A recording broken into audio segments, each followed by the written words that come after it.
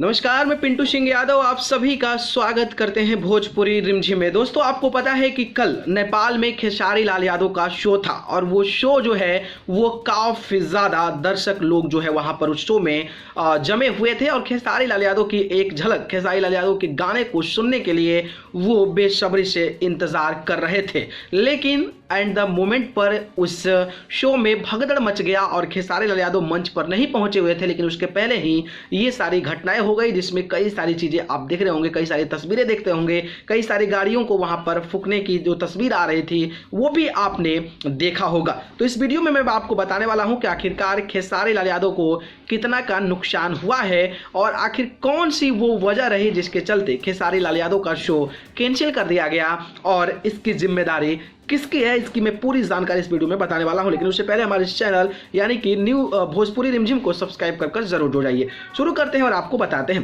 दोस्तों, बात करें तो ये दिन का शो था, खेसारी लाल यादव का दिन में शो था और ये जो है नेपाल में खेसारी लाल यादव सुबह में ही पहुंच गए थे। तो सुबह में पहुंच गए थे, होटल में थे, लेकिन कई लोग ये कह रहे हैं कि खेसारी लाल यादव वहां पर नहीं पहुंचे जिसकी वजह से इस प्रकार की घटनाएं हुई। लेकिन खेसारी लाल यादव लाइव आकर इसका उन्होंने जो ऑर्गेनाइजर थे उनके सामने ही ये बात कही और उन्होंने पहले स्पष्ट कर दिया कि हम जो है यहाँ पर पहुँच गए थे। और दूसरी बात ये थी कि ऑर्गेनाइजर लोग खेसारी लाल यादव को नहीं बताए थे कि ये टिकट का शो था, ठीक है। तो ये टिकट शो खेसारी लाल यादव को नहीं बताए थे और वहाँ लगातार जो है वो पैसा वसूल रहे थे। इसके अलावा खेसारी लाल यादव को जो एक परमिशन होता है मंच पर कार्यक्रम देने का, एक प्रशासन पुलिस प्रशासनिक जो व्यवस्था होती है उसके माध्यम से एक परमिशन मिलता है, क्योंकि इतने ज़्यादा क्राउड को मैनेज करना पड़ता है, कहीं अनहोनी ना हो, कहीं आपको पता ही है कि क्राउड जब रहता है तो कई सारी चीज़ें हो जाती है जिसकी वजह से कई लोगों की बेपरवाह जो जाने हैं वो चली जाती है, जिसकी वजह से खेसारी लाल यादव को एक परमिशन भी मिला था कि आप आइए और आपको परमिशन है पूरा का पूरा मंच का कार्यक्रम करने के लिए।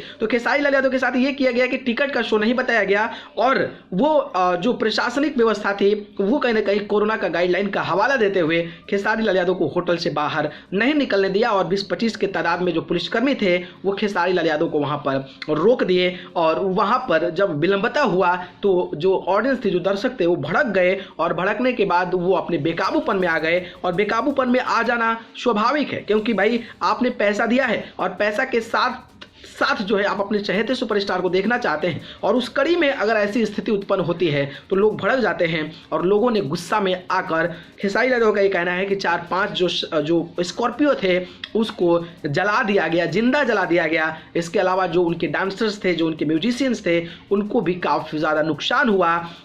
और तमाम चीज़ों को लेकर खेसारी लाल यादव ने कहा है कि लगभग 1.5 करोड़ रुपए का नुकसान हुआ है और इसकी भरपाई जो है वो ऑर्गेनाइजर के द्वारा किया जाएगा। और इसको लेकर खेसारी लाल यादव ने यह भी कहा कि हमने जो है वो FIR कर दिया है, क्योंकि हमारी तो गलती नहीं है, हम समय पर पहुंचे, हमें जो है हवाला दिया गया था कि आप बेहतर तरीके से परफॉर्म कर सकते हैं, आपके पास सारी चीज़ें हैं, सारी अवेलेबिलिटी है। लेकिन वहाँ पर पहुँचने के बाद कई सारी चीज़ें सामने आई जो खेसारी लाल यादव को नहीं पता था।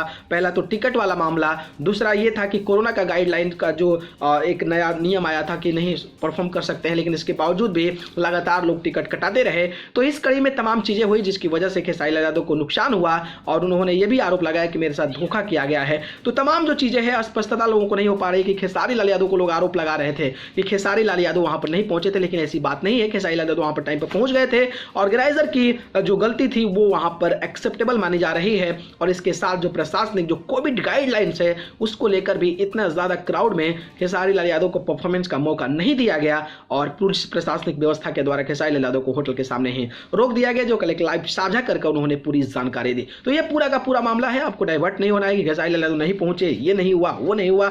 और इस प्रकार की चीजें आप अगर मन में विचारात्मक तरीके से ला रहे हैं तो उसको इग्नोर करें, क्योंकि खेसारी लाल यादव पहुंच गए थे और ये सारा का सारा जो जिम्मेदारी है उन्होंने जो ऑर्गेनाइजर थे उन पर थोप दिया है। तो ये पूरी अपडेट थी, मुझे लगा कि आप सभी को एक बार डिटेल साझा कर देना चाहिए ताकि आप लोग भी आश्वस्त हो जाएं कि हाँ भाई ये मामला एक्चुअली में क्या है। ठीक है, तो ये अपडेट था। अपडेट कैसा लगा कमेंट बॉक्स में बताइएगा। वीडियो पसंद है तो लाइक कमेंट शेयर कीजिएगा और चैनल को पसंद करते हैं तो सब्सक्राइब कर जुड़िएगा।